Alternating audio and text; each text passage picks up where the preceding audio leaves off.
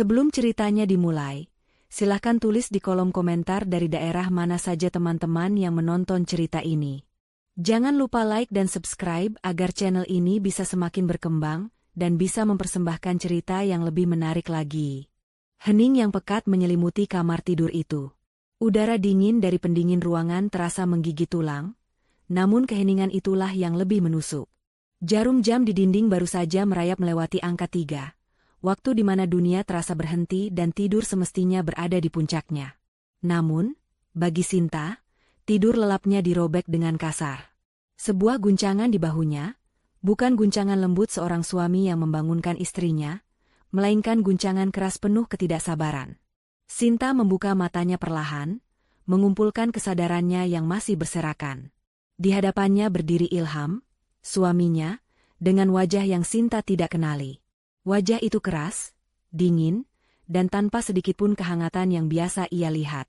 Di belakang Ilham, berdiri sesosok bayangan yang membuat hawa di ruangan itu terasa semakin dingin.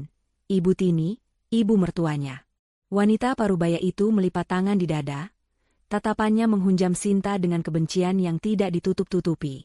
Pakaian tidurnya yang terbuat dari sutra mahal tampak kontras dengan ekspresi wajahnya yang penuh cemoohan. Sinta duduk di tepi ranjang, rambutnya yang panjang tergerai berantakan. Ia menatap Ilham, mencari jawaban. "Ada apa, Mas? Kenapa membangunkan aku seperti ini?" Suaranya serak, khas orang yang baru bangun tidur. Ilham tidak menjawab. Ia hanya mundur selangkah, memberikan panggung bagi ibunya untuk memulai serangan. "Ada apa katamu?" desis Ibu Tini, suaranya tajam seperti belati. "Kami sudah tidak tahan lagi denganmu. Selama ini kamu hanya menjadi benalu dalam keluarga ini, benalu dalam bisnis yang susah payah dibangun oleh anakku." Kalimat itu meluncur begitu saja, tanpa peringatan, tanpa basa-basi. Sinta mengerjap, mencoba mencerna tuduhan yang terasa begitu absurd. Benalu? Bukankah ia yang bekerja siang dan malam bersama Ilham, mengurus administrasi, mencari klien, bahkan menyusun strategi pemasaran hingga bisnis mereka menunjukkan grafik keuntungan yang terus menanjak? Laporan bulanan terakhir yang ia susun sendiri menunjukkan laba bersih mereka naik hampir 30%. "Ibu, apa maksud Ibu? Bisnis kita sedang baik-baik saja. Keuntungannya bahkan terus meningkat." Sinta mencoba membela diri, suaranya masih pelan, masih berusaha mencari logika di tengah situasi gila ini. Ilham akhirnya angkat bicara, suaranya datar dan tanpa emosi, seolah ia sedang berbicara dengan orang asing. "Itu bukan bisnis kita lagi, Sinta. Itu bisnisku. Mulai malam ini, kerja sama kita berakhir. Aku tidak membutuhkanmu lagi." Setiap kata yang diucapkan Ilham terasa seperti palu godam yang menghantam dada Sinta. Ia menatap wajah suaminya, pria yang telah menemaninya selama 5 tahun terakhir. Pria yang ia kira adalah partner hidupnya. Malam ini, pria itu tampak seperti monster. Ibu Tini tersenyum sinis, senyum kemenangan yang paling menyakitkan. "Tidak becus. Itu kata yang tepat untukmu. Kamu pikir kami tidak tahu kalau keuntungan itu naik karena kerja keras Ilham sendiri? Kamu hanya menumpang nama, duduk manis di kantor seolah-olah mengerti bisnis. Padahal, kamu itu kosong. Tidak punya kemampuan apa-apa." Cacian itu terus mengalir. Setiap katanya dirancang untuk meruntuhkan harga diri Sinta. Sinta hanya diam. Bukan karena ia setuju, bukan karena ia terluka hingga tak bisa berkata-kata. Di dalam dirinya, sesuatu yang selama ini tertidur pulas mulai bangkit. Sebuah ketenangan dingin yang aneh mulai menyebar dari hatinya ke seluruh tubuhnya. Ia menatap kedua orang di hadapannya, bukan lagi sebagai istri atau menantu, melainkan sebagai seorang pengamat yang sedang menyaksikan sebuah pertunjukan drama yang buruk. "Aku sudah bilang dari awal, Ham, wanita ini tidak sepadan denganmu. Keluarga kita adalah keluarga terpandang. Sementara dia, entah dari mana asalnya, tidak punya latar belakang yang jelas. Menikahimu hanya untuk mengincar hartamu." Ibu Tini melanjutkan, seolah sedang membacakan daftar kejahatan Sinta. Ilham mengangguk setuju. Otaknya seakan telah dicuci bersih oleh hasutan ibunya. "Ibu benar. Aku sudah membuat kesalahan dengan mempercayaimu. Sekarang, aku mau kamu pergi dari rumah ini. Malam ini juga." Keputusan final itu diucapkan. Dingin, tegas, dan tidak bisa diganggu-gugat. Sinta menarik napas panjang. Ia sudah menduga ini akan terjadi, meski tidak secepat dan sedramatis ini. Selama bertahun-tahun, ia telah menekan siapa dirinya sebenarnya. Mencoba menjadi istri yang sempurna, menantu yang penurut, semua demi menjaga keutuhan rumah tangganya. Ia pikir, cinta bisa mengubah segalanya. Malam ini, ia sadar betapa naifnya pemikiran itu. Sinta bangkit dari tempat tidur. Gerakannya tenang dan anggun, tidak menunjukkan kepanikan atau kesedihan. Hal ini justru membuat Ilham dan Ibu Tini sedikit terkejut. Mereka mengharapkan tangisan, permohonan, atau setidaknya sebuah drama. Tapi Sinta tidak memberikan mereka kepuasan itu. Baik, hanya satu kata itu yang keluar dari bibirnya. Suaranya terdengar begitu tenang, hingga membuat bulu kuduk meremang. Ia berjalan menuju lemari pakaian, membukanya, dan hanya mengambil sebuah tas jinjing kecil yang biasa ia gunakan. Ia tidak menyentuh pakaian-pakaian mahal atau perhiasan yang pernah diberikan Ilham. Ia hanya memasukkan dompet, ponsel, dan sebuah buku catatan kecil ke dalam tasnya. "Hanya itu yang kau bawa?" cibir Ibu Tini. "Baguslah. Memang semua yang ada di rumah ini bukan milikmu." Sinta tidak menanggapi. Ia berjalan melewati mereka menuju pintu kamar. Saat tangannya menyentuh gagang pintu, Ilham menahan lengannya. "Tunggu," katanya. "Semua fasilitas perusahaan, mobil, kartu kredit, aku akan memblokirnya besok pagi. Jangan harap kamu bisa mendapatkan sepeser pun dariku." Sinta menoleh, menatap tepat di mata Ilham. Untuk pertama kalinya malam itu, Ilham melihat sesuatu yang berbeda di mata Sinta. Bukan lagi tatapan lembut dan penuh cinta, melainkan kilatan dingin yang tajam, seperti baja yang ditempa. "Tidak perlu," jawab Sinta singkat. Ia melepaskan cengkeraman tangan Ilham dengan satu sentakan ringan dan berjalan keluar dari kamar. Langkahnya mantap menuruni tangga marmer yang dingin. Rumah besar itu terasa asing, seperti bukan lagi tempatnya. Ia tidak menoleh ke belakang. Ia bisa merasakan tatapan penuh kemenangan dari Ilham dan Ibu Tini di punggungnya. Pintu depan yang berat ia buka, dan angin malam yang dingin langsung menyambutnya. Pintu itu kemudian tertutup di belakangnya dengan suara debam yang keras, mengakhiri satu babak dalam hidupnya. Sinta berdiri di halaman depan yang luas, di bawah cahaya rembulan yang pucat. Ia hanya mengenakan piyama satin tipis, namun ia tidak merasakan dingin. Adrenalin dan sesuatu yang lain, sesuatu yang terasa seperti kebebasan, mulai menghangatkan tubuhnya. Ia menatap rumah mewah itu sekali lagi. Rumah yang ia bantu bangun, baik secara harfiah maupun kiasan. Rumah yang menjadi saksi bisu pengorbanan dan kesabarannya. Dan kini, rumah itu telah membuangnya. Air mata tidak membasahi pipinya. Sebaliknya, sebuah senyum tipis yang dingin dan penuh perhitungan terukir di wajahnya. Ia mengeluarkan ponselnya dari dalam tas. Jarinya dengan lincah menari di atas layar, bukan untuk menelepon keluarga atau teman untuk mengadu. Ia membuka kontak rahasia yang tersimpan dengan nama Sandi. Ia menekan tombol panggil. Panggilan itu langsung dijawab pada dering pertama, seolah orang di seberang sana sudah menunggunya. "Jemput saya sekarang di lokasi biasa," ujarnya dengan suara tenang namun penuh otoritas, suara yang Ilham dan Ibu Tini tidak akan pernah kenali. Sudah waktunya Ratu kembali ke istananya. Tidak sampai 15 menit kemudian, sebuah sedan hitam lega meluncur tanpa suara dan berhenti tepat di depan Sinta. Mobil itu tidak memiliki merek yang mencolok. Namun dari kilaunya yang dalam dan desainnya yang elegan, jelas ini bukan mobil biasa. Kaca filmnya begitu gelap hingga bagian dalamnya sama sekali tidak terlihat, memberikan aura misterius dan eksklusif. Seorang pria berjas rapi keluar dari kursi pengemudi. Wajahnya datar namun sorot matanya menunjukkan rasa hormat yang dalam. Ia membungkuk sedikit sebelum membuka pintu belakang untuk Sinta. "Selamat malam, Nyonya Besar. Kami sudah menunggu perintah Anda," katanya dengan suara yang sopan dan terlatih.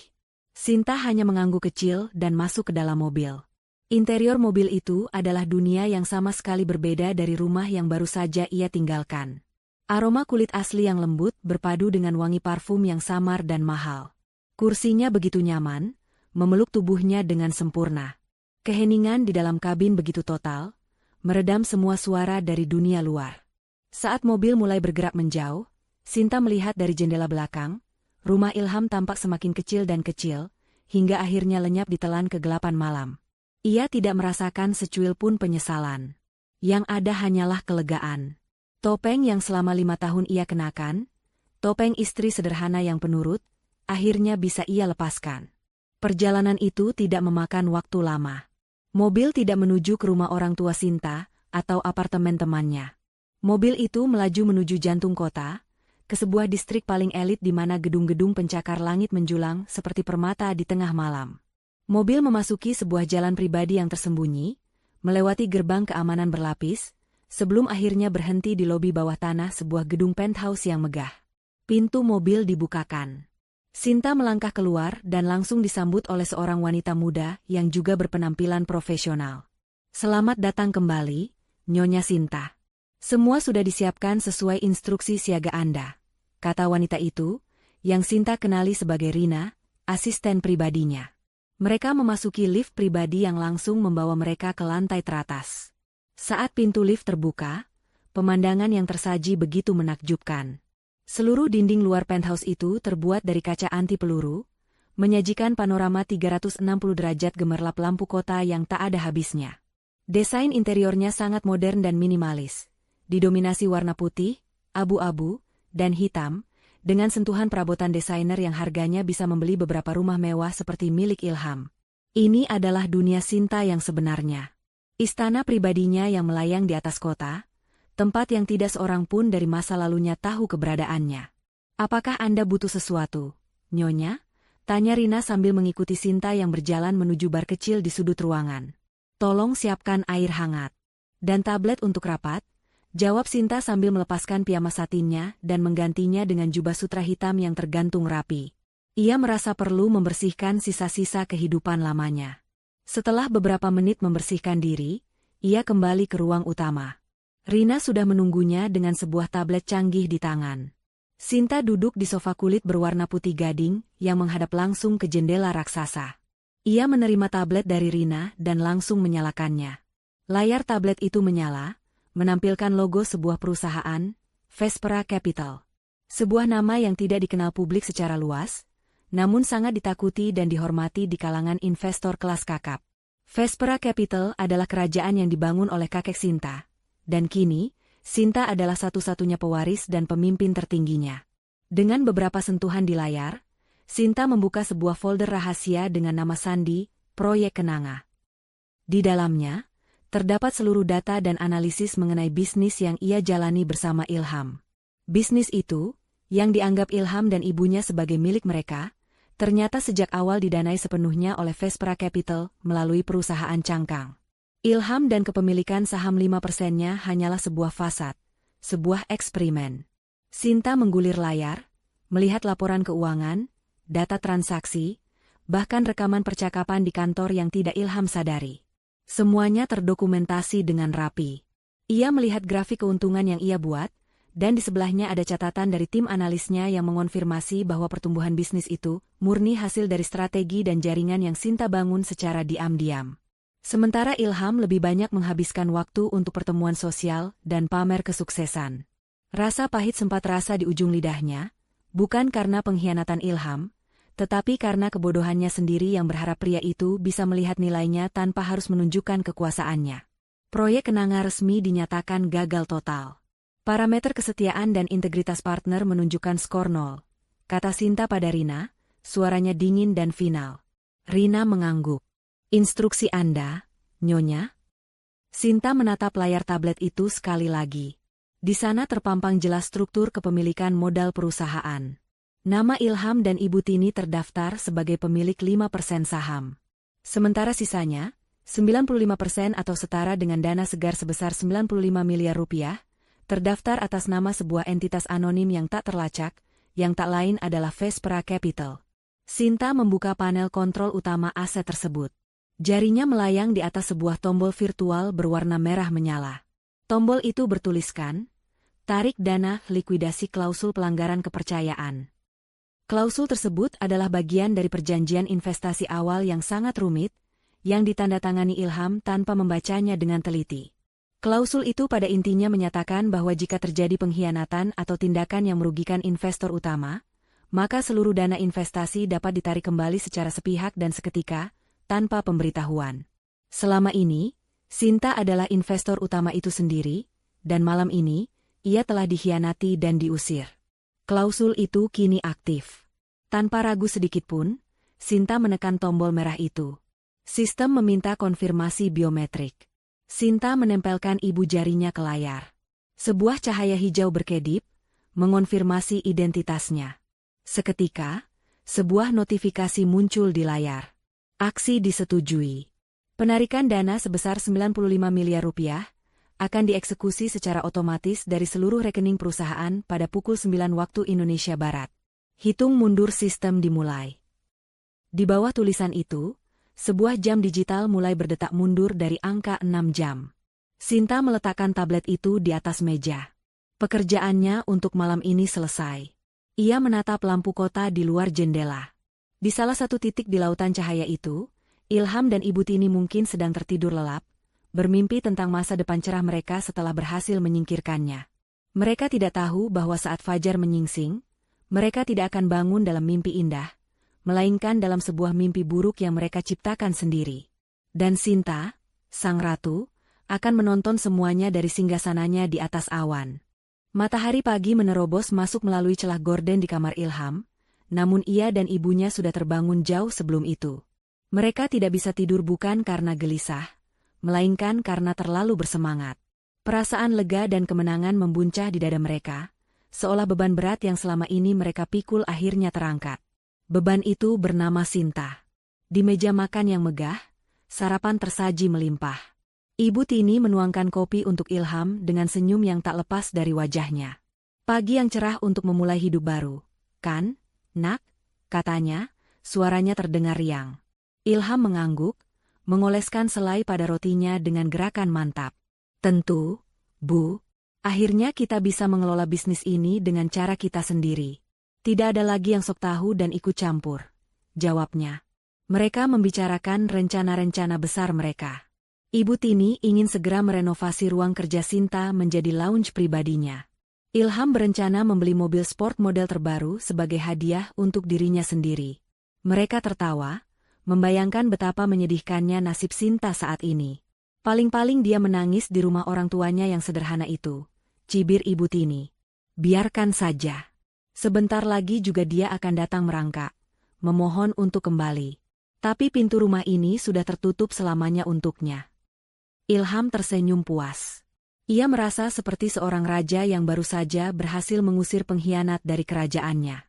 Ia sama sekali tidak merasa bersalah.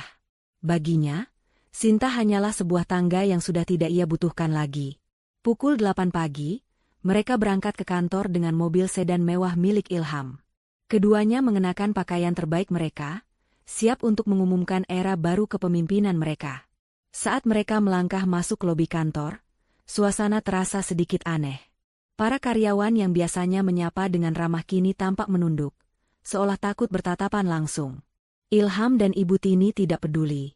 Mereka menganggapnya sebagai bentuk rasa segan terhadap pemilik perusahaan yang sesungguhnya.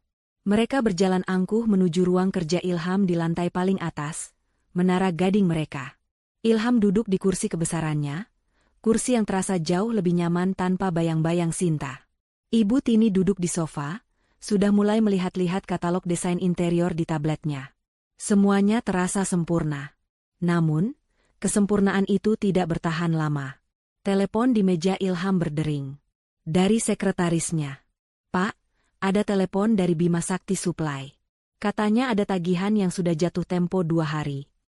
Ilham mengerutkan kening. Tagihan apa? Bukankah Sinta sudah mengurus semuanya? Tanyanya kesal. Suruh saja mereka kirim email. Nanti saya periksa. Ia menutup telepon dengan kasar. Ini pasti salah satu keteledoran Sinta, pikirnya. Beberapa menit kemudian, telepon kembali berdering. Kali ini dari pemasok bahan baku utama mereka. Nadanya lebih mendesak. Pak Ilham, kami terpaksa menahan pengiriman barang untuk Anda. Sistem kami menunjukkan jalur kredit perusahaan Anda dibekukan sementara. Amarah Ilham mulai tersulut. Dibekukan? Apa maksudnya? Kami selalu membayar tepat waktu, bentaknya. Orang di seberang telepon hanya menjawab dengan nada formal bahwa ini adalah kebijakan dari pusat manajemen risiko mereka. Ilham membanting telepon. Pasti ulah Sinta. Dia pasti sengaja tidak membayar tagihan-tagihan ini sebelum pergi untuk membuatku repot. Geramnya. Ibu Tini menenangkan. Sudah, jangan emosi. Wanita licik itu memang sengaja.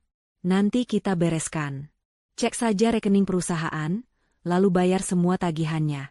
Tunjukkan padanya kita bisa melakukan segalanya tanpa dia. Ide itu terdengar bagus. Ilham membuka laptopnya, mencoba mengakses sistem internet banking perusahaan. Aneh, kata sandinya ditolak. Ia mencoba beberapa kali. Tetap gagal. Kepanikan kecil mulai merayap di hatinya. Dia mengganti kata sandinya. Seru Ilham. Ibu Tini tertawa mengejek. Dasar wanita picik.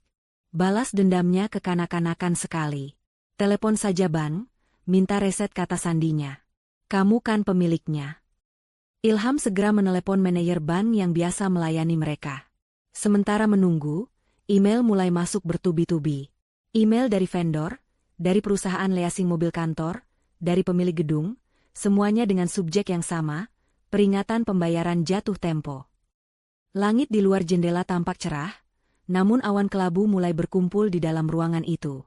Suasana kemenangan perlahan menguap, digantikan oleh firasat buruk yang lengket. Tepat pukul 9 pagi, manajer bank akhirnya menelepon kembali. Maaf, Pak Ilham. Saya tidak bisa melakukan reset kata sandi dari sini. Ada notifikasi keamanan tingkat tinggi di rekening perusahaan Anda. Lalu bagaimana? Desak Ilham, kesabarannya menipis. Sebaiknya Bapak mengecek langsung melalui sistem internal. Menurut catatan kami, baru saja terjadi. Suara manajer bank itu terputus sejenak, digantikan oleh keheningan yang menegangkan.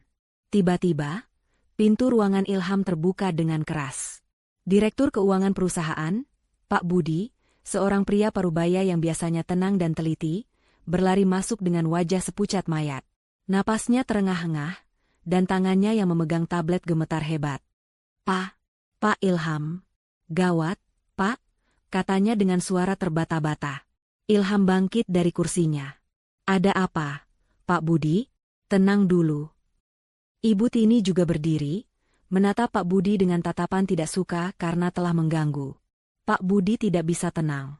Ia menyodorkan tabletnya ke arah Ilham. Rekening kita, Pak. Rekening perusahaan. Ilham merebut tablet itu dari tangan Pak Budi. Matanya membelalak, tidak percaya dengan apa yang ia lihat. Saldo. Angka yang tertera di sana adalah 0 besar. Bukan hanya itu, di bawahnya tertera angka minus yang jumlahnya fantastis. Matanya liar mencari riwayat transaksi terakhir. Di sana, tepat pada pukul 9:01, tercatat satu transaksi keluar. Jumlahnya membuat Ilham merasa lemas. 95 miliar rupiah. Seluruh modal dan keuntungan yang pernah mereka kumpulkan, lenyap dalam 1 detik. Di kolom keterangan transaksi, tertulis 3 kata yang terasa asing namun mengerikan, penarikan klausul pelanggaran kepercayaan. Ini tidak mungkin. Ini pasti kesalahan sistem. Perampokan. Teriak Ilham, suaranya melengking karena panik. Ibu Tini merebut tablet itu. Wajahnya yang angkuh langsung berubah pucat pasi.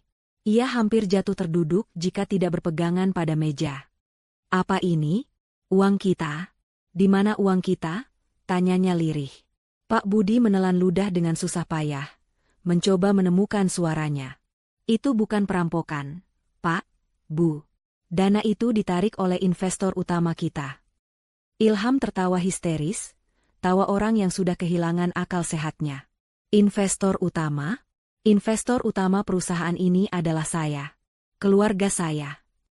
Pak Budi menggelengkan kepalanya dengan pelan, tatapannya penuh kasihan. Bukan, Pak. Selama ini, saya juga baru tahu setelah menggali data perjanjian awal. Ternyata, 95% modal perusahaan kita berasal dari satu entitas investasi anonim. Kita hanya menjalankan operasionalnya. Dan pagi ini, berdasarkan perjanjian yang pernah Bapak tanda tangani, mereka menggunakan hak mereka untuk menarik seluruh dana investasi karena terjadi pelanggaran kepercayaan. Kepala Ilham terasa berputar. Ia mencoba mengingat-ingat perjanjian tebal yang dulu disodorkan oleh Sinta. Ia hanya menandatanganinya tanpa membaca, percaya begitu saja pada penjelasan Sinta bahwa itu hanya formalitas untuk pendanaan. Kepalanya terasa sakit. Semuanya menjadi gelap. Di tengah kepanikannya, sebuah nama melintas di benaknya, nama yang seharusnya menjadi sumber masalahnya, namun kini terasa seperti satu-satunya orang yang mungkin mengerti. Sinta. Apa yang sebenarnya telah ia lakukan? Pertanyaan itu bergema di dalam reruntuhan kerajaannya yang hancur lebur dalam sekejap. Jauh dari kepanikan dan kekacauan yang melanda kantor Ilham, suasana di penthouse Sinta terasa begitu tenang dan terkendali. Aroma kopi segar menguar di udara, berpadu dengan cahaya pagi yang lembut memandikan seluruh ruangan. Sinta duduk di kepala meja rapat yang terbuat dari kaca obsidian, di dalam ruang kerjanya yang lebih mirip pusat komando strategis. Ia tidak lagi mengenakan jubah sutra, melainkan setelan kerja berwarna biru tua yang dirancang khusus untuknya. Rambutnya disanggul rapi, menampakkan leher jenjang dan wajahnya yang kini memancarkan aura ketegasan dan kecerdasan yang luar biasa. Di hadapannya, duduk tim inti Vespera Capital, Rina, asisten pribadinya yang sigap, seorang pria berkacamata bernama Adrian, kepala tim hukumnya, dan seorang wanita parubaya yang tampak tajam bernama Laras, kepala divisi keuangannya. Layar besar di dinding menampilkan data yang mengalir secara real-time. Grafik saham, berita ekonomi global, dan sebuah jendela kecil di sudut yang menampilkan rekaman CCTV tanpa suara dari lobi kantor Ilham. Mereka semua menyaksikan adegan Pak Budi yang berlari panik, diikuti oleh Ilham dan Ibu Tini yang tampak seperti baru saja melihat hantu. Tidak ada yang tersenyum atau menunjukkan ekspresi kemenangan. Bagi mereka, ini bukan drama pribadi, melainkan eksekusi prosedur bisnis. Penarikan dana berhasil dieksekusi tepat waktu. Seluruh aset likuid perusahaan target kini bernilai nol. Mereka secara teknis sudah bangkrut, lapor Laras dengan nada datar, seolah sedang membacakan laporan cuaca. Adrian, sang kepala hukum, melanjutkan. Klausul pelanggaran kepercayaan yang kita aktifkan sepenuhnya sah di mata hukum. Dokumen asli yang ditandatangani oleh Tuan Ilham 5 tahun lalu memberikan kita hak mutlak. Upaya hukum apapun dari pihaknya akan sia-sia. Sinta mengangguk pelan, matanya masih tertuju pada layar. Ia melihat Ilham yang jatuh terduduk di kursinya, memegangi kepalanya. Ada sebersit rasa kasihan yang coba menyusup ke dalam hatinya, namun ia segera menepisnya.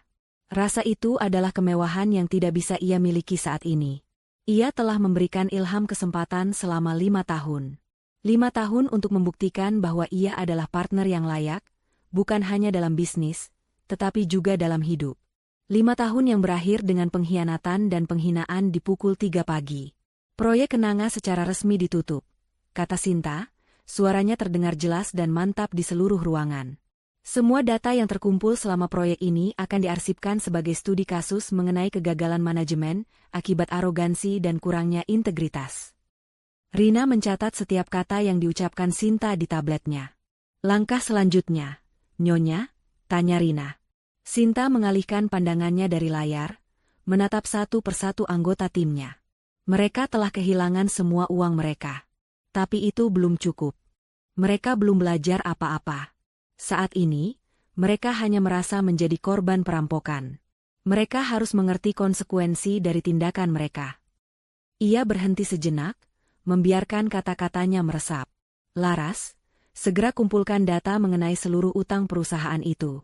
Utang kepada vendor, bank, leasing, bahkan tunggakan sewa gedung. Saya mau daftar lengkapnya dalam 1 jam. Laras mengangguk tanpa bertanya. Adrian, setelah daftar itu lengkap, siapkan timmu. Vespera Capital akan membeli semua surat utang itu. Hubungi setiap kreditur, tawarkan pembayaran penuh di muka. Saya yakin tidak akan ada yang menolak uang tunai di situasi seperti ini. Adrian tersenyum tipis, akhirnya mengerti kemana arah rencana ini. Ini adalah langkah yang brilian sekaligus kejam. Dengan begitu, kata Adrian, kita akan berubah posisi. Dari investor anonim, menjadi satu-satunya penagih utang yang sah. Mereka akan berutang pada kita, secara pribadi. Tepat sekali, sahut Sinta. Mereka mengusirku dari rumah yang kubangun dengan uangku. Mereka menuduhku tidak becus mengurus bisnis yang kuciptakan dari nol. Sekarang, biarkan mereka memohon pada orang yang sama untuk menyelamatkan mereka dari kehancuran. Ini bukan lagi sekadar soal uang. Ini soal prinsip. Selama ini, Sinta selalu bersembunyi di balik topeng. Ia lelah dianggap lemah. Ia ingin Ilham dan terutama Ibu Tini melihat dengan mata kepala mereka sendiri, siapa sebenarnya wanita yang telah mereka buang. Bukan sebagai istri yang merana, tetapi sebagai kekuatan dahsyat yang bisa membangun dan menghancurkan dunia mereka dalam sekejap. Rina, yang mengenal Sinta lebih dari siapapun, melihat sesuatu di mata atasannya. Ini bukan sekadar balas dendam dingin. Ada luka di sana, luka yang dalam. Proyek Kenanga bukan hanya proyek bisnis. Itu adalah harapan terakhir Sinta untuk memiliki kehidupan normal, untuk dicintai apa adanya, bukan karena kekayaan dan kekuasaannya. Apakah Anda yakin dengan langkah ini, Nyonya? Ini akan sangat personal, bisik Rina saat Adrian dan Lara sibuk dengan panggilan telepon mereka. Sinta menatap Rina, dan untuk sesaat, topeng pemimpin Vespera Capital itu sedikit retak. Justru karena ini personal, Rina, aku harus menyelesaikannya sampai tuntas.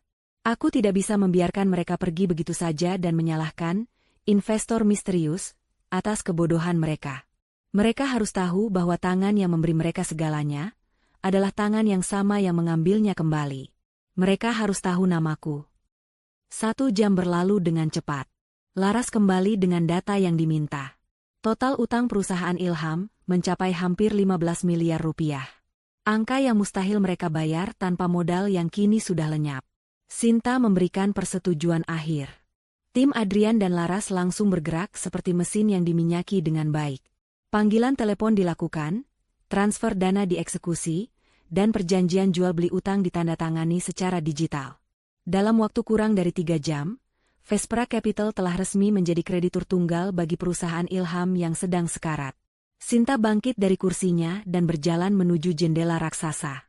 Dari ketinggian ini, kantor Ilham hanyalah sebuah titik kecil di antara gedung-gedung lain. Tapi ia tahu, di dalam titik kecil itu, seorang pria dan ibunya sedang berada di puncak keputusasaan. Mereka mungkin sedang menelepon semua orang yang mereka kenal, mencoba mencari pinjaman, mencari jalan keluar.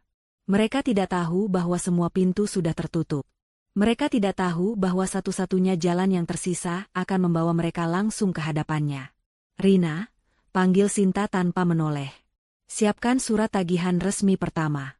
Atas namaku, Sinta Wijaya. Kirimkan melalui kurir ke kantor mereka siang ini juga. Beri mereka waktu 24 jam untuk membayar lunas. Rina mengangguk. Baik, Nyonya. Sinta tersenyum tipis. Babak pertama pertunjukan telah usai. Kini, saatnya untuk babak kedua. Babak di mana para antagonis akan dipaksa untuk berhadapan langsung dengan sang ratu. Kepanikan adalah monster yang melahap kewarasan. Di dalam ruang kerja Ilham yang tadinya terasa seperti singgasana, monster itu kini berpesta pora. Ilham duduk membeku di kursinya, tatapannya kosong, tablet yang menampilkan saldo 0 di tangannya terasa lebih berat dari sebongkah batu. Di seberangnya, Ibu Tini mondar-mandir seperti singa betina yang terkurung. Wajahnya yang biasa dihiasi senyum angkuh kini berkerut karena amarah dan kebingungan. Umpatan dan sumpah serapah terus meluncur dari bibirnya, menyalahkan semua orang kecuali dirinya sendiri. Ia menyalahkan Ban yang tidak becus, menyalahkan Pak Budi yang membawa berita buruk, dan yang paling utama, ia menyalahkan Sinta, wanita yang ia anggap sebagai sumber segala malapetaka. Di tengah kekacauan batin itu, seorang kurir datang mengetuk pintu. Ia membawa sebuah amplop tebal berwarna gading dengan logo perusahaan yang tampak asing namun elegan di sudutnya. Vespera Capital. Ilham menerimanya dengan tangan gemetar. Ia tidak tahu apa itu Vespera Capital, tapi firasatnya mengatakan ini adalah bagian dari badai yang sedang menerjangnya. Dengan jari-jari yang kaku, ia membuka amplop itu. Di dalamnya ada setumpuk dokumen legal yang terlihat rumit, namun surat pengantar di halaman pertama ditulis dengan sangat jelas dan sederhana. Surat itu adalah surat tagihan resmi. Surat itu menuntut pembayaran utang perusahaan sebesar 15 miliar rupiah, dibayarkan dalam waktu 24 jam. Jika gagal, proses penyitaan aset akan segera dimulai. Kepala Ilham terasa pusing membaca angka-angka itu. Namun, bukan angka itu yang membuatnya nyaris berhenti bernapas. Melainkan nama yang tertera di bagian bawah surat, di atas jabatan, CEO pemilik utama Vespra Capital. Di sana tertulis dengan tinta hitam yang tegas dan jelas, Sinta Wijaya. Nama lengkap Sinta. Nama yang selama ini Ilham anggap tidak memiliki kekuatan apa-apa. Tidak mungkin, bisik Ilham. Suaranya serak. Ibu Tini yang mendengar bisikan itu segera merebut surat dari tangan anaknya. Matanya menyapu isi surat itu dengan cepat. Saat ia melihat nama Sinta, ekspresi wajahnya berubah drastis. Amarahnya yang meledak-ledak tadi seakan membeku, digantikan oleh kengerian yang murni. Sinta? Apa maksudnya ini? Wanita itu, dia? Ibu Tini tidak bisa menyelesaikan kalimatnya. Realitas yang baru ini terlalu besar, terlalu mengerikan untuk diproses oleh otaknya yang terbiasa superior. Wanita yang mereka usir, yang mereka anggap sebagai benalu, ternyata adalah serigala berbulu domba. Bukan, ia bukan serigala. Ia adalah pemilik seluruh hutan. Keheningan yang mencekam menyelimuti ruangan itu selama beberapa saat. Mereka berdua terperangkap dalam badai pikiran masing-masing. Ilham mencoba menyatukan kepingan-kepingan puzzle. Sinta yang tidak pernah meminta uang. Sinta yang selalu punya solusi untuk setiap masalah bisnis. Sinta yang menandatangani dokumen pendanaan dengan begitu mudahnya.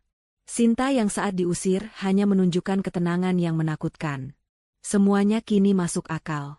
Ia telah hidup bersama raksasa, tetapi ia memperlakukannya seperti seekor semut. Batas waktu 24 jam terasa seperti bom waktu yang terus berdetak di telinga mereka. Kepanikan yang sesungguhnya pun dimulai.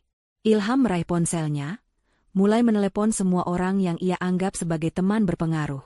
Para pengusaha, pejabat, bankir yang dulu sering makan malam bersamanya. Hasilnya sama. Nada sibuk, panggilan yang tidak diangkat, atau jawaban dingin dari sekretaris yang mengatakan, "Bapak sedang rapat." Dalam sekejap, dunia seakan berbalik memusuhinya.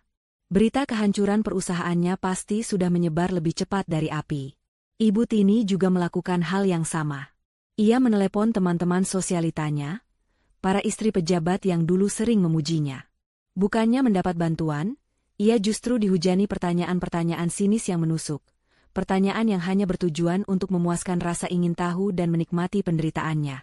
Telepon terakhirnya berakhir dengan isak tangis frustrasi.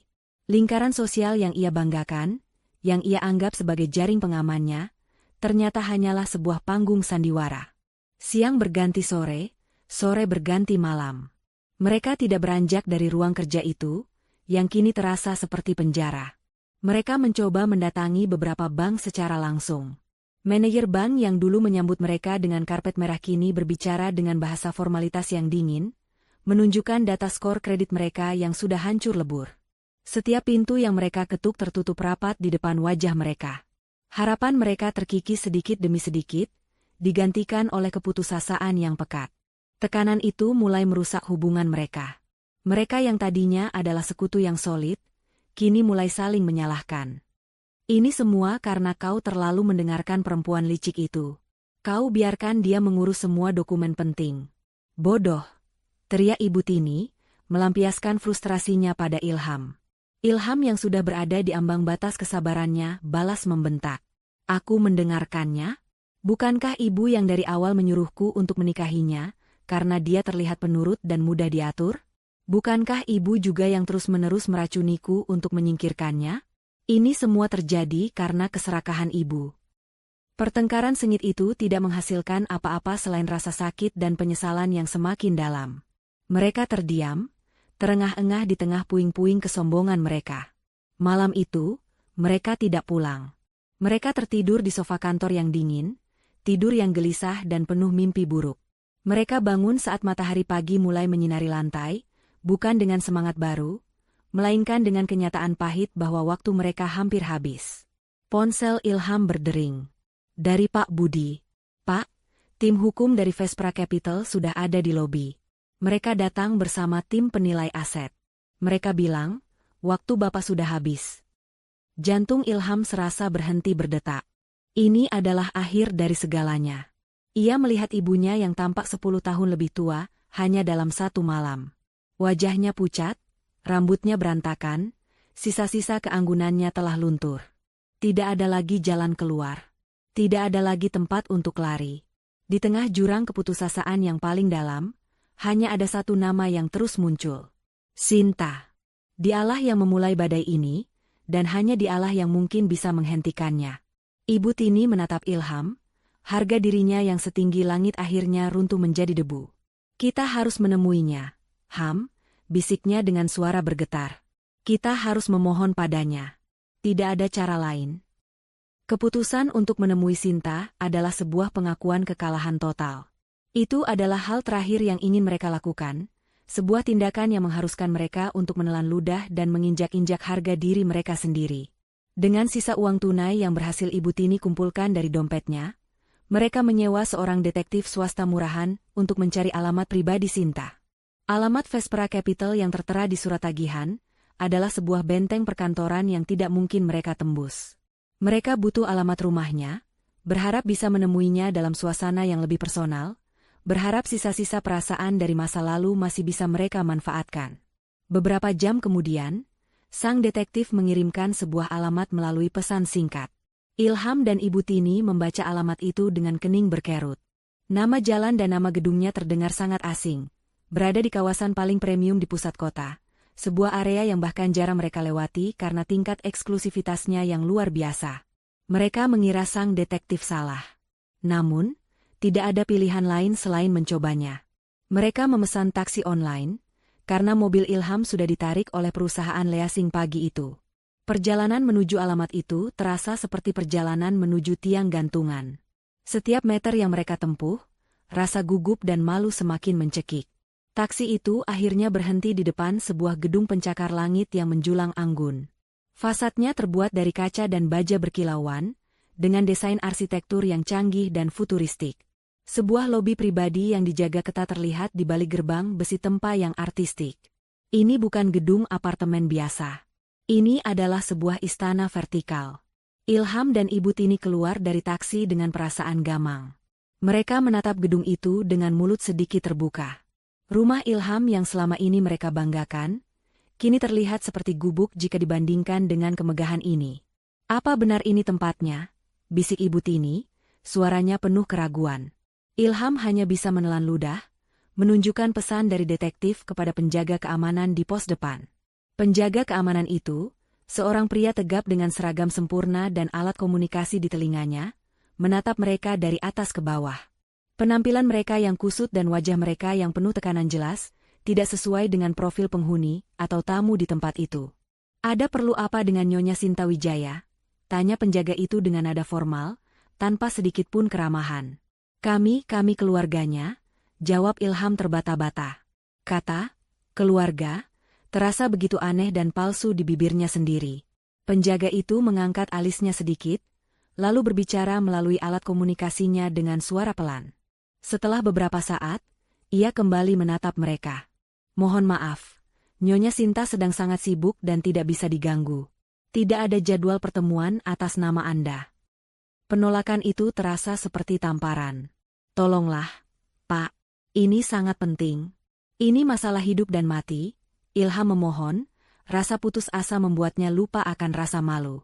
Ibu Tini, untuk pertama kalinya seumur hidupnya, ikut memelas. Bilang padanya, ini Ilham dan ibunya. Tolong, Nak. Penjaga itu tampak tidak tergerak. Prosedur adalah prosedur. Anda bisa menunggu, tapi saya tidak bisa menjanjikan apa-apa, katanya dengan nada final, lalu kembali ke posnya, mengabaikan mereka. Terpaksa, Ilham dan Ibu Tini menunggu di luar gerbang. Mereka berdiri di trotoar, di bawah terik matahari siang yang menyengat. Keringat membasahi pakaian mereka yang sudah lepek. Beberapa mobil mewah keluar masuk gerbang, penumpangnya melirik mereka dengan tatapan aneh.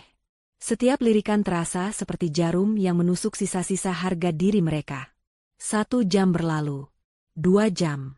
Penghinaan ini terasa lebih menyakitkan daripada kehilangan uang. Akhirnya, saat mereka hampir menyerah, alat komunikasi penjaga itu berbunyi. Ia berjalan menghampiri mereka. Nyonya Sinta bersedia menemui Anda. Ikut saya. Sedikit harapan muncul di hati mereka. Mereka mengikuti penjaga itu melewati gerbang, melintasi taman kecil yang sangat rawat, dan masuk ke lobi utama. Lobi itu lebih mirip lobi hotel bintang 7. Mereka tidak disuruh menunggu di sofa yang nyaman. Mereka langsung digiring menuju lift pribadi di sudut ruangan. Penjaga itu menempelkan kartu akses, menekan tombol lantai teratas, dan membiarkan mereka masuk berdua. Pintu lift tertutup. Di dalam kotak cermin itu, mereka bisa melihat pantulan diri mereka yang menyedihkan.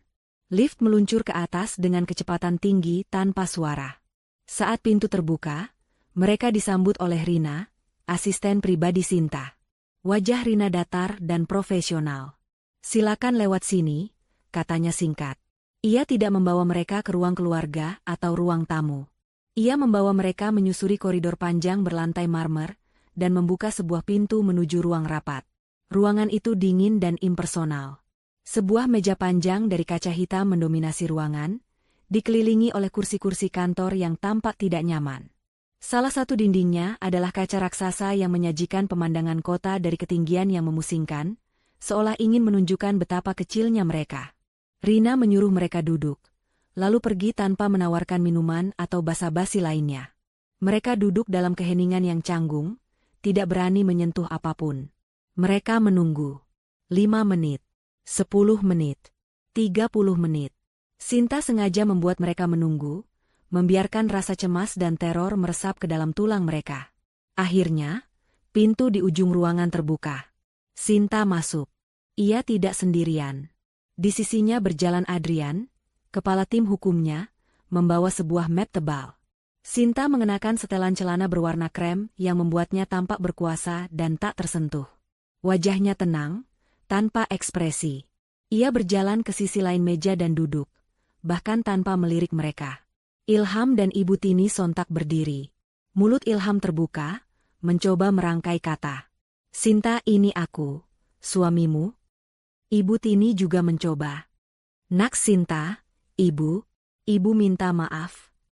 Sinta mengangkat tangannya sedikit, sebuah gerakan kecil namun cukup untuk membungkam mereka berdua seketika. Ia tidak mau mendengar sandiwara mereka. Matanya yang dingin akhirnya menatap mereka, tatapan yang menusuk dan menilai, seolah mereka adalah spesimen di bawah mikroskop.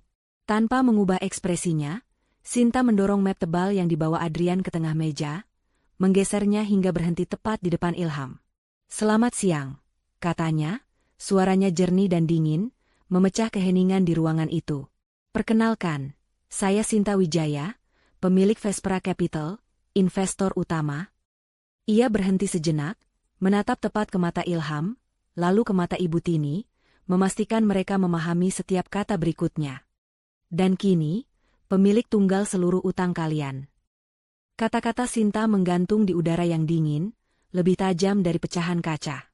Setiap suku katanya merobohkan sisa-sisa harapan yang coba dibangun oleh Ilham dan Ibu Tini. "Pemilik tunggal seluruh utang kalian." Kalimat itu bukan lagi sekadar ancaman, melainkan sebuah pernyataan status, sebuah proklamasi kekuasaan absolut. Dunia Ilham yang sudah retak kini hancur berkeping-keping. Pria yang selama 5 tahun ia anggap sebagai istrinya, wanita yang ia pandang sebelah mata, ternyata adalah arsitek sekaligus algojo bagi takdirnya. Ia jatuh terduduk di kursinya, kekuatannya seakan tersedot habis dari tubuhnya. Di sebelahnya, Ibu Tini terengah, wajahnya yang pucat kini membiru. Wanita tua yang angkuh itu tampak seperti akan terserang stroke. Adrian, pengacara Sinta, melangkah maju dengan tenang. Ia membuka map tebal di hadapannya, seolah tidak terpengaruh oleh drama yang baru saja terjadi. "Jika saya boleh jelaskan," suaranya datar dan profesional, memecah keheningan yang menyiksa. "Selama 5 tahun terakhir, Vespera Capital telah menyuntikkan dana sebesar 95 miliar rupiah sebagai modal investasi. Namun, audit kami menemukan adanya penyelewengan dana yang signifikan." Adrian mengeluarkan beberapa lembar dokumen. Ini adalah laporan kartu kredit perusahaan yang digunakan untuk perjalanan liburan pribadi Ibu Tini ke Eropa. Ini adalah data pembelian mobil sport Tuan Ilham yang dicatatkan sebagai aset perusahaan namun digunakan murni untuk kepentingan pribadi. Dan ini, ia menunjuk sebuah grafik yang rumit, adalah 3 proyek besar yang hampir gagal karena keputusan bisnis Tuan Ilham yang keliru, yang kemudian diselamatkan secara diam-diam oleh intervensi tim analis kami. Setiap kalimat yang diucapkan Adrian adalah paku yang ditancapkan ke peti mati kebanggaan mereka. Semua kebohongan yang mereka bangun, semua kesuksesan yang mereka klaim, kini ditelanjangi di bawah cahaya kebenaran yang kejam. Mereka bukan pengusaha sukses. Mereka hanyalah boneka yang tidak sadar bahwa benang mereka selama ini dipegang oleh Sinta. Setelah Adrian selesai, barulah Ilham dan Ibu Tini menemukan kembali suara mereka. Bukan lagi suara penuh amarah atau kesombongan, melainkan suara penuh keputusasaan. Sinta, aku mohon. Ilham memulai, suaranya bergetar. Ia bangkit dari kursinya, berjalan memutari meja dan berlutut di hadapan Sinta. Sebuah pemandangan yang menyedihkan. Aku suamimu. Aku tahu aku salah. Aku buta, aku bodoh. Aku membiarkan ibu meracuni pikiranku. Tapi di dalam hatiku, aku masih mencintaimu. Kita bisa perbaiki ini semua. Lupakan bisnis ini, lupakan uang ini. Kita mulai lagi dari awal, hanya kita berdua. Kata-kata itu terdengar begitu kosong. Cinta. Sebuah kata yang ia gunakan sebagai senjata terakhirnya, padahal ia sendiri yang telah membunuhnya. Ibu Tini, dengan sisa tenaganya, ikut memohon. Air mata buaya mulai mengalir di pipinya yang keriput.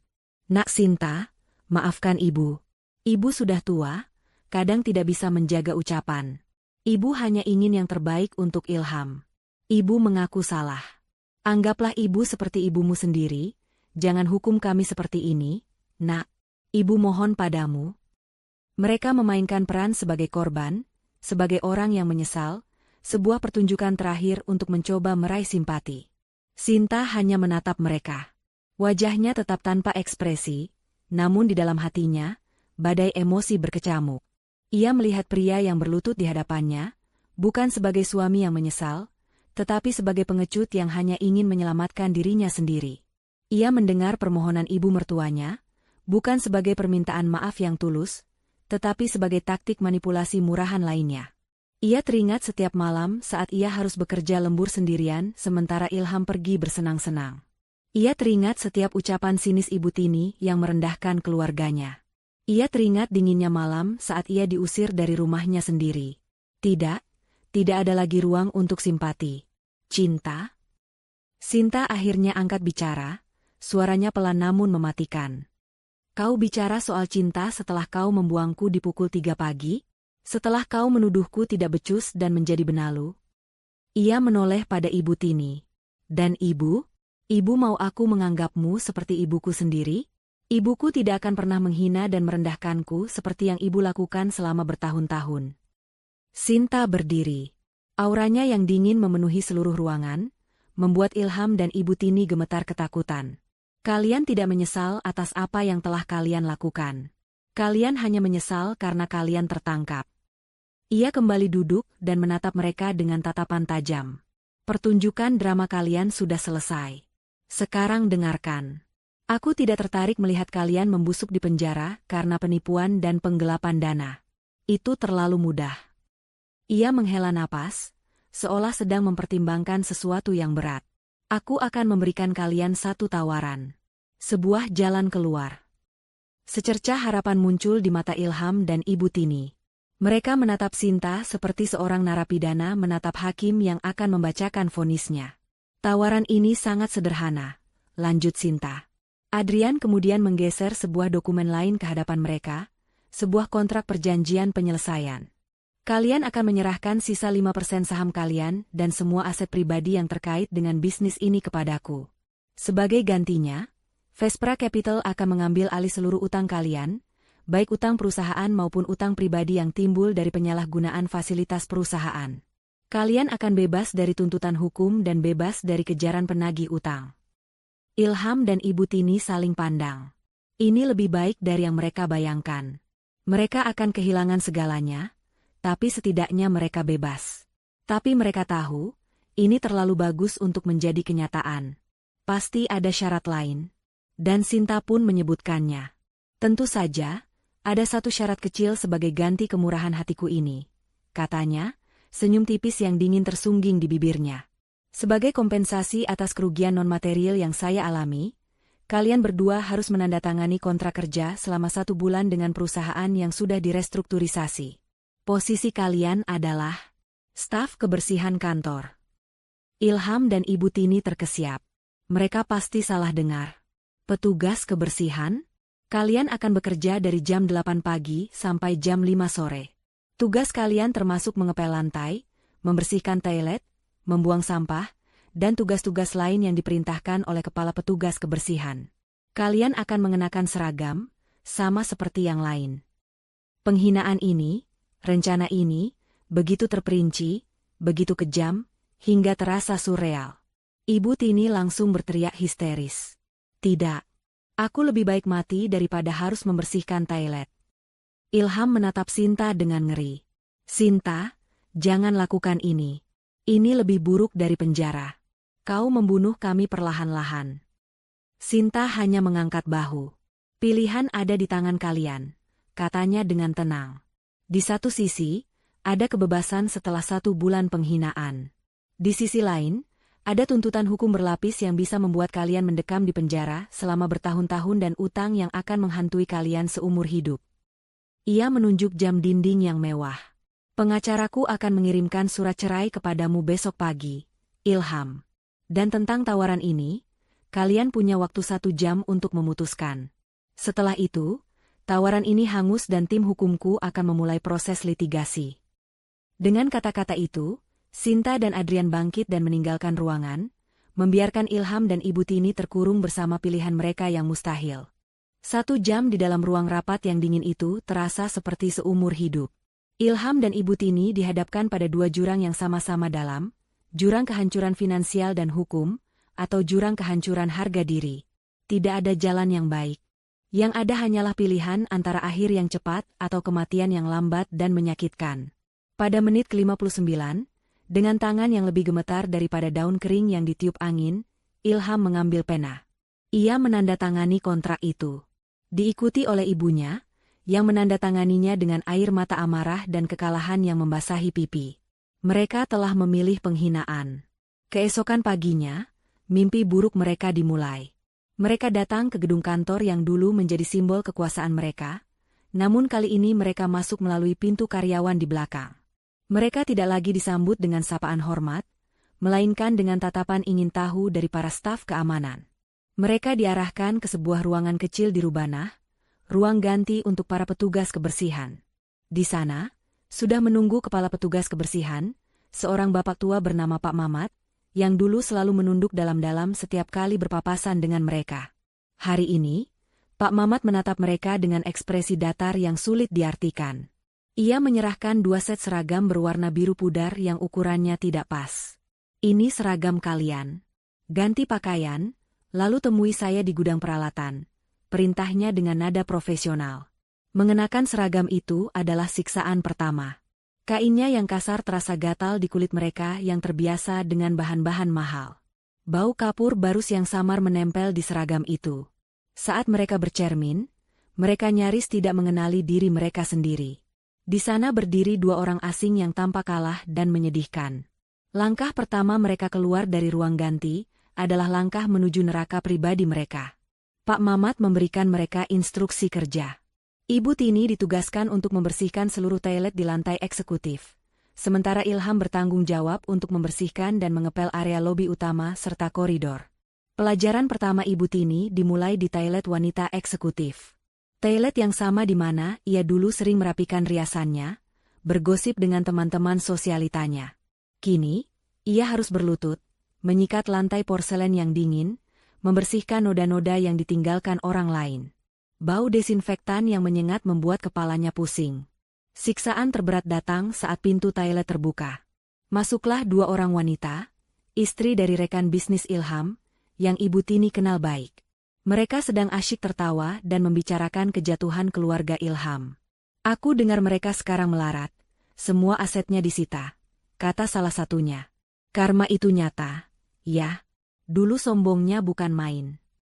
Mereka sama sekali tidak mengenali Ibu Tini yang sedang berjongkok di sudut, wajahnya tertutup masker dan topi. Mendengar namanya dijadikan bahan cemoohan oleh orang-orang yang dulu menjilatnya, adalah sebuah sayatan yang perih di hatinya. Sementara itu, Di lobi, Ilham sedang berjuang dengan mesin pemoles lantai. Mesin itu berat dan sulit dikendalikan. Keringat membanjiri pelipisnya. Para karyawan yang dulu takut padanya kini melewatinya begitu saja. Beberapa menatapnya dengan kasihan, yang lain dengan tatapan puas. Tapi yang terburuk adalah mereka yang mengabaikannya sepenuhnya. Seolah-olah ia tidak terlihat, seolah-olah ia hanyalah bagian dari perabot kantor. Ia bukan lagi Pak Ilham sang direktur. Ia hanyalah petugas kebersihan. Di tengah pekerjaannya, ia melihat manajemen baru perusahaan. Tim profesional dari Vespra Capital, dipimpin oleh Adrian, berjalan melintasi lobi yang berkilauan hasil keringatnya. Mereka berjalan dengan langkah percaya diri, mendiskusikan strategi dan angka-angka miliaran rupiah. Mereka adalah cerminan dari dirinya yang dulu, dan kontras itu terasa begitu menyakitkan. Sinta sesekali datang ke kantor. Ia tidak pernah berbicara atau bahkan melirik mereka. Ia berjalan melewati Ilham yang sedang mengepel seolah ia hanya angin. Ia masuk ke toilet saat Ibu Tini sedang membersihkan wastafel, mencuci tangannya, dan pergi tanpa sepatah kata pun. Sikapnya yang menganggap mereka tidak ada jauh lebih menghancurkan daripada makian atau amarah. Itu adalah sebuah pernyataan yang jelas, kalian sudah tidak penting lagi. Kalian sudah dihapus dari hidupku. Hari-hari berlalu seperti itu. Satu siksaan penghinaan yang diulang-ulang. Tubuh mereka yang tidak terbiasa kerja fisik terasa sakit semua. Tapi rasa sakit di jiwa mereka jauh lebih parah. Setiap lantai yang mereka pel, setiap toilet yang mereka bersihkan, adalah cara Sinta untuk memaksa mereka mengepel lantai kebanggaan dan menyikat bersih kesombongan mereka. Puncak dari pelajaran pertama mereka terjadi di minggu kedua. Siang itu, mereka sedang beristirahat di pantry karyawan yang sempit, makan nasi bungkus dengan lauk seadanya. Seorang kurir meletakkan setumpuk majalah baru untuk ditaruh di meja resepsionis. Tumpukan itu diletakkan di meja pantry untuk sementara. Karena bosan, Ibu Tini iseng mengambil satu majalah paling atas. Itu adalah majalah bisnis paling bergengsi di negeri ini. Jantungnya serasa berhenti berdetak. Di sampul majalah itu, terpampang foto Sinta. Bukan Sinta yang ia kenal dengan daster rumahnya. Ini adalah Sinta Wijaya. Ia tampak begitu cantik, kuat, dan berkuasa, dengan senyum tipis yang penuh percaya diri.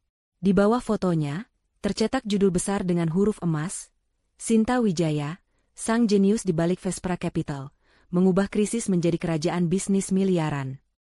Tangan Ibu Tini gemetar hebat. Majalah itu jatuh dari genggamannya. Matanya membelalak, napasnya tersengal, dan semua kekuatan seakan meninggalkan tubuhnya. Dunia di sekelilingnya menjadi hitam. Ia pun jatuh pingsan di lantai pantry yang kotor. 1 bulan terasa seperti 1 dekade di neraka. Saat hari terakhir kontrak kerja mereka selesai, tidak ada upacara perpisahan atau ucapan terima kasih. Mereka hanya diminta untuk mengembalikan seragam mereka yang lusuh, dan kemudian pintu belakang kantor itu tertutup bagi mereka untuk selamanya. Mereka resmi bebas. Namun, kebebasan macam apa yang menanti seseorang yang tidak memiliki apa-apa selain pakaian yang melekat di badan dan jiwa yang sudah hancur lebur? Mereka melangkah keluar dari gang belakang kantor itu ke jalanan kota yang sibuk. Namun mereka merasa lebih terasing dan tersesat daripada sebelumnya. Mereka bukan lagi bagian dari dunia yang gemerlap itu. Dengan sisa-sisa perhiasan yang berhasil disembunyikan Ibu Tini, mereka berhasil menyewa sebuah kamar kontrakan sempit di sebuah pemukiman padat penduduk. Tempat itu adalah antitesis dari semua yang pernah mereka kenal. Dindingnya lembab dan berjamur, catnya mengelupas di sana-sini. Bau comberan dari got di depan rumah menusuk hidung setiap saat. Suara bising dari tetangga yang bertengkar, tangisan bayi, dan deru motor yang lewat seakan tidak pernah berhenti. Setiap pagi, Ibu Tini terbangun bukan karena alarm atau sinar matahari yang lembut, melainkan karena suara pedagang keliling yang berteriak melalui pengeras suara. Bagi wanita yang pernah sarapan diiringi alunan musik klasik, ini adalah sebuah siksaan audio yang tak berkesudahan. Ganjaran yang sesungguhnya bagi mereka bukanlah kemiskinan materi, melainkan kematian sosial. Ibu Tini, yang seluruh hidup dan harga dirinya dibangun di atas status dan pandangan orang lain, kini menjadi hantu. Suatu hari, saat berbelanja di pasar becek dengan pakaian termurahnya, ia tidak sengaja berpapasan dengan salah satu teman arisannya yang paling akrab. Wanita itu, yang mengenakan perhiasan berkilauan, menatap Ibu Tini dari ujung kepala sampai ujung kaki dengan tatapan jijik. Ia tidak menyapa. Ia hanya berbisik kepada temannya di sebelahnya, lalu tertawa kecil dan berjalan melewatinya seolah Ibu Tini adalah tumpukan sampah. Saat itulah Ibu Tini sadar. Ia tidak hanya kehilangan uangnya, ia telah kehilangan wajahnya. Ia menjadi tak kasat mata bagi dunia yang pernah memujanya. Bagi Ilham, ganjarannya datang dalam bentuk lain.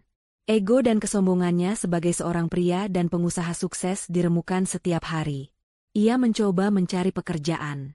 Namun, namanya sudah menjadi legenda buruk di dunia bisnis. Kisah tentang direktur arogan yang perusahaannya bangkrut dalam 24 jam, telah menjadi studi kasus di banyak forum bisnis online.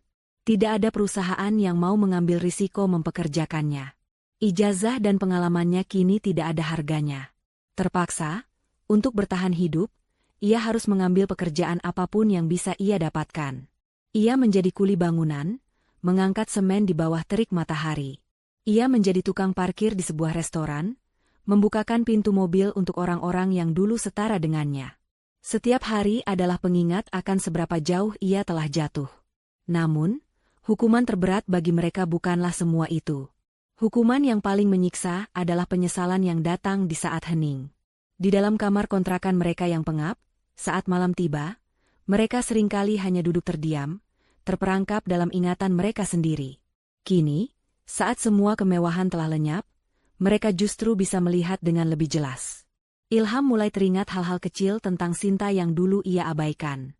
Caranya membuatkan kopi di pagi hari tanpa pernah diminta. Caranya tersenyum saat ia berhasil menyelesaikan sebuah presentasi sulit. Kesabarannya saat mendengarkan keluhan Ilham tentang pekerjaan, padahal beban kerja Sinta jauh lebih berat. Ia baru sadar, Sinta bukan hanya partner bisnis yang brilian, ia adalah partner hidup yang tulus, yang ia sia-siakan dengan kebodohannya sendiri. Ibu Tini juga dihantui oleh kenangan. Ia teringat saat Sinta dengan sabar merawatnya ketika ia sakit, memasakkan bubur dan memastikan ia minum obat, meskipun beberapa jam sebelumnya Ibu Tini baru saja memakinya. Ia teringat hadiah ulang tahun yang selalu Sinta berikan, hadiah yang dipilih dengan penuh perhatian, yang selalu ia terima dengan komentar sinis. Wanita yang ia anggap benalu itu ternyata adalah satu-satunya orang, selain anaknya, yang tulus peduli padanya. Kesadaran ini datang terlambat, seperti fajar yang baru terbit di tengah badai. Kesadaran ini tidak membawa pencerahan, melainkan rasa sakit yang abadi. Mereka tidak hanya kehilangan harta, mereka telah kehilangan permata paling berharga, karena mereka terlalu buta untuk melihat kilaunya. Suatu sore yang terik, Ilham sedang menjalani pekerjaannya sebagai petugas kebersihan di sebuah taman kota. Tugasnya adalah memunguti sampah dan membersihkan daun-daun kering. Saat ia sedang membungkuk di dekat sebuah bangku, sebuah mobil hitam mewah berhenti tidak jauh darinya. Pintu belakang terbuka, dan keluarlah Sinta. Jantung Ilham serasa berhenti berdetak. Sinta tampak begitu berbeda. Ia mengenakan gaun musim panas yang simpel namun elegan, rambutnya tergerai indah ditiup angin sepau-sepau. Ia sedang tertawa, tawa renyah dan lepas yang belum pernah Ilham dengar sebelumnya. Ia bersama beberapa rekannya, tampak sedang menikmati waktu santai setelah rapat. Ilham membeku di tempatnya, sapu lidi di tangannya terasa kaku. Ia menatap Sinta, wanita yang pernah berbagi ranjang dengannya, wanita yang pernah ia usir di tengah kegelapan malam. Ia ingin lari, ingin bersembunyi,